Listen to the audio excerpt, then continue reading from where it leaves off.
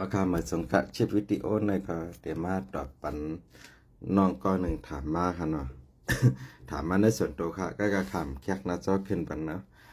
มันว่าคามาด้วยตีปีลาดลองตีลินนั่นมือชิปติ๊กดอกปีไปก่อยนั่นค่ะถูกใจยากเนี่ยมันว่าปุ่งแตกมันเนี่ยสั่งว่ามันมีเงินมันซื้อตีลินเมืองไทยอ่ำไรเพราะได้ซื้อคำห้ำโก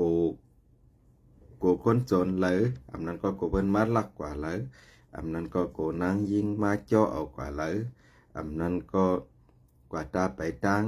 โกไอมาโหต้องเอาลายเลยเนี่ยว่าเนาะน้องก็ในวนให้ถามมาเลยส่วนตัวค่ะยกก็ให้คัดตอบปันชิปวิดีโอคาเดมาตอบปันค่ะเนาะก็ก็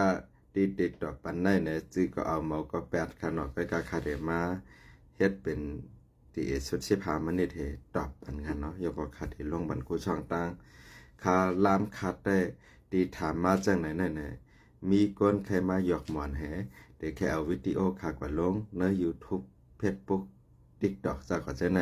ก็การจึงคือกอลีปุ่นตัดตัวคาได้นะคำไรว่าอย่ามาจันเอานะคาเขาได้เผยแพร่กว่าปืนเพกว่าตาก้นทั้งน้ำมันจ้ะค่ะน้องจ้ายอ่อนก็ได้ถามมาว่าสังว่ามันมีเงินชื่อตีลินเมืองไทยก็ไรชื่อคำก็ไว้ตีห้องตีเพื่อนก็เพิ่นลากในวันนะผากเงินในธนาคารก็เปิ้นหลุดเอาในวันเนาะว่าเป็นแจ้งในล็อกไล่ป้ายขึ้นใหญ่เพราะมันขึ้นใหญ่อะไรเห็นมีว่ายกตัวอย่างก้นตีลูกตีในเมืองไทยเห็นมาเหตุการณ์เมืองไทยเนี่ยแต่ได้ไปพยัดตั้งก้นแต่ได้ไปพยัดตั้งซะนะรถจางผ่ากาจางผ่าเนาะยุคตัวแตก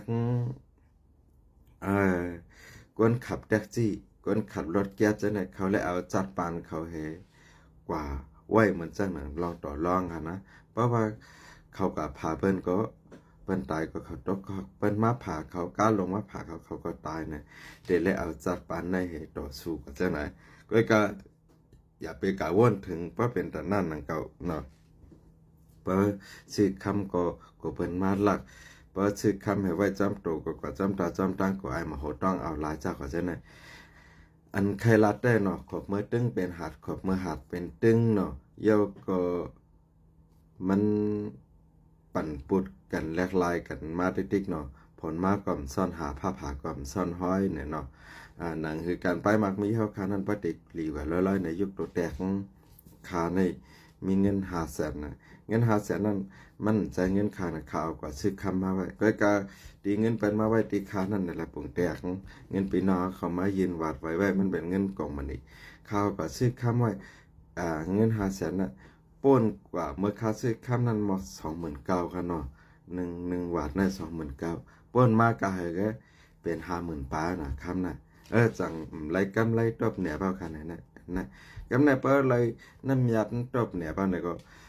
ตีลินตีในเมืองไต้เขาเปิ้นก็มีขายเขาตีเขาเกียกอยู่ก็กะเพราะเขาคาซื้อตีลินไว้นะไผใหม่ก็มันไม่เนาะเปิ้นแต่มายึดเอาหลายในก็สั่งว่าเขาคามีเมจัดเมแดงมันเนี่ยมันนับต่อเนาะมันจ้างหนังตีเว้งเมืองมิดเขาตีเว้งลาเซียวเขาตีจอกไม่เลยนะชื่ออันเฉกก้นกาเขาซะนั่นเพราะว่าวันเมืองสุกเนี่ยเขาลักซื้อตีลินไว้นะเขาเอาเป็นเปจาเขาเมจาเขาย่อก็เป็นตีลินเขาไว้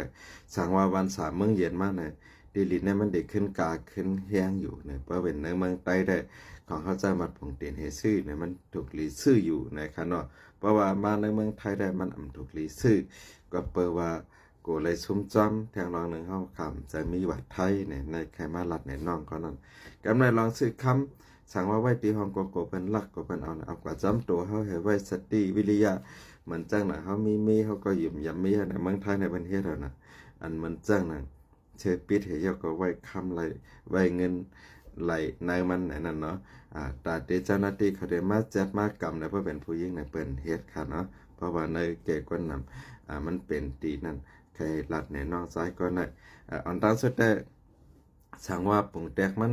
เฮาคาจูหำตอมเงินเมืองไทยให้ซื้อเฮือนเมืองไทยซื้อกรุงเทพให้ก่อนละสั่งว่ามันเหมือนมาเปิ้นลัดไว้ว่า ปี2576นั่นเนาะ2เฮียง5ปาก76เนี่ยนำจางแต่ทมกรุงเทพใหญ่ลงเนี่ยสั่งว่าเฮาคาซื้อเฮือนที่กรุงเทพไปห่ำไรซื้อ ตีแม่สายเลยเนี่ยเลยเมื่อเหตุการณ์ไปมักมีเมืองใต้เลยเนี่ยสั่งว่าเมืองไทยน่ะอยู่แล้วเฮาหลุเลยขึ้นปอกหวายสายขึ้นเมืองเฮาน่ะตีอันเฮาคาซื้อไว้ตีหลินตีเฮือนปุ่งแตกซื้อเฮือนกรุงเทพน่ะน้ำท่วมน่ะขายกว่าแล้วแปลว่าละลายน่ะในชำนึงเขียนเต็นหนาค่ะโหลเลยงาเกี่ยวลาไว้หลายภายค่ะเนาะใครปั่นตาหันถึงน้องก็นะมันว่าให้ลาดเป็นความหู้นะครับนะข้าทางได้เป็นก้นเตเกียกเอาวิดีโอให้ลงในเฟซบุ๊ก YouTube ให้ถามมาไว้ก็การจึงคือกะลีคาพร้อมตัดเดตอบเนาะแปลงหนังคายืนมือไหลแปลงหนังคาหู้นะอันใครรัดได้ก็เนาะพอเป็นคนเมืองใต้เนี่ยก็จูเงินจูคำแหเยาก็มือซื้อตีลินตีหน้าไว้ตีในเมืองใต้มันก็ผิดเนาะสังว่าหน้านั้นมันเฮ็ดไรส่วนนั้นมันเฮ็ดไรนะ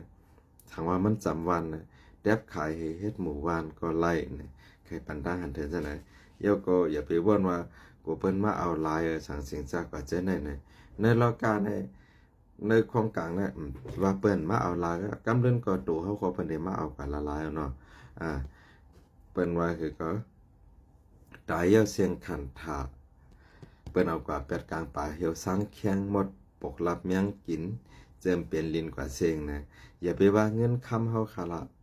กำเดินมาก็ตัวเฮาก็เปิ้นได้มาเอากว่าตัวขันถาเฮาก็ห้อมเปิงนะใครลัดแน่น้องก็อันติถามมาแน่เนาะก็กะปัดตัวขันถาเปิงเสตาก็นะปีเขาซ้ำเฮ็ดหาเงินให้เฮ็ดการไปมักมีเฮ็ดสั่งแล้วนะ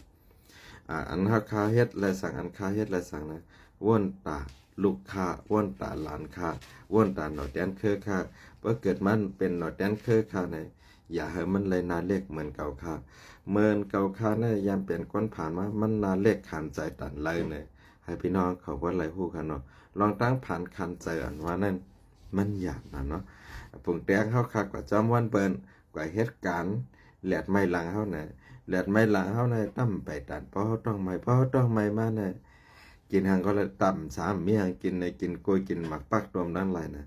พ้องเมื่อเฮาต้องไม่ใส่เลือดมันนั่นนะสังเฮาคาเลยกินปันอาหารลีๆนะมันเตเกี่ยวใจดันเลยเนี่ยกับนั่นแหละที่ข้าเขาเข้าใจเหตุการณ์ในหนังคือความทวงเปิ้นว่าเมืองแรงม่วนสู่การตาเดผ่านมีความนาต่อลินเมืองอำเภอวันหนึ่งถึงเฮืองวันหนึ่งนะสังว่าโตคันได้เป็นผู้มากวนมีมาเนี่ยในหนอแดนเคอค่ะลูกจ้ายค่ะลูกยิงค่ะลูกสาวค่ะอันนั้นก็หลานค่ะอย่าให้นาเล็กอย่าให้เป็นอะไรทางเลขเขาเหมือนจังเมื่อเขาเป็นก้นผ่านป้นมาเนี่ยแหละข้าเขาออกมาหลัดลองตีลินจากขอเส้นในค่ะเนาะเจออันหันลีจำคาเหว่าเข้มในก็เป็นฮะเจอหันลีจำคายหลาคามาในก็มันหลาลิกได้แข่งกันนะมันยุกยองลิกได้คาทั้งกว่ากดถูกใจบันก่อนค่ะนะ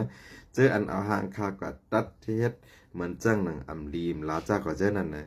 มันก้อนเอาลินสาหับมันก็มันเด่นนักบุญมันก็เนาะเจออันว่าข้าเอาข้อมูล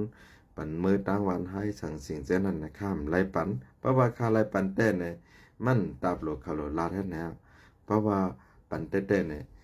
ผู้มีปุญพรเขามาเงียบออกกว่ากำเร็วกันค่ะนะอย่าไปลืมว่าปัดหองและปัดจ้านคำถกกันนะเพราะเขาหูนะคำปล่อยไว้จังเลยค่ะเนาะกับนั้นแหละเจออันว่าห้างคาเจนั่นเนี่ยก็ปล่อยเขาว่ากว่าค่าหันอยู่ข้ามใครตอบใครเถียงย้อนเปิดว่ามันว่าก็มันมีพรดีตอนตาค่ากว่าตอบมันก็มันตีเฮ็ดให้คะแนนมันสูงเยาก็เฮ็ดให้ลองหากินมันกว่าไรไก่ก้อยนั่นแหละคำตอบค่ะเนาะค่าหันอยู่พี่น้องเขาแชกออกมาส่งมาบันค่าคาเตเย็นอะไรก็เย็นอะไรก็เย็นตีมือป้นมาตีตอบก็ข้าว่าอะไรน้ำยาดเนาะค่ะนะปนตาโตค่ะตอนตาโตค่ะอะไรน้ำยาตีอะไรนะค่ะตอบกว่าคนตัวติ๊กต็อกค่ะก็นำขึ้นมาคนตัวยูทูบค่ะก็นำขึ้นมาเฟซบุ๊กค่ะก็นำขึ้นมาดีค่ะตอบกว่านั้นคำใจไรกว่าใครไรเจ้งนั้นหมายปองว่าเขาจำปัญญากันปัญญาภายเดลีกว่าต่อว่าถึงวันเมื่อไหร่ย้อนมาอบคามก็กะเด็ดด้วยเงาลายเหยาก็เด็ดด้วยดังนาการคาอุบกันกว่าเย้าจองมันเตมีพันดีตันตาคาพอมีพันดีตันตาคาและมีพันดีตันตาก้นดังน้ำเตย้อมอุบเนาะสังว่าอุบกันและเป็นลังสิกหน้ากันได้ก็เต เต็มอบค่ะเนาะก็เปิดหังนะเขาขาจังขาเขาได้เนาะหมอลัดลองหมูลองมาหมอลัดได้งามขาจากกันได้เนาะดีหมอลัดได้ในหมอพิษแผกเถียงกันนั่นก็เพราะอบกันก็ต่อก็สองต่อก็ให้หยอกกันตั้งมนตั้งเกี่ยวในได้ในมันเป็นรองสภาวะในลอกล้าค่ะนะเนาะกอบนั่นแหละย้อนเอาวิดีโอโหในเสต่อปันน้องซ้ายขาเขาที่ถามมานั่น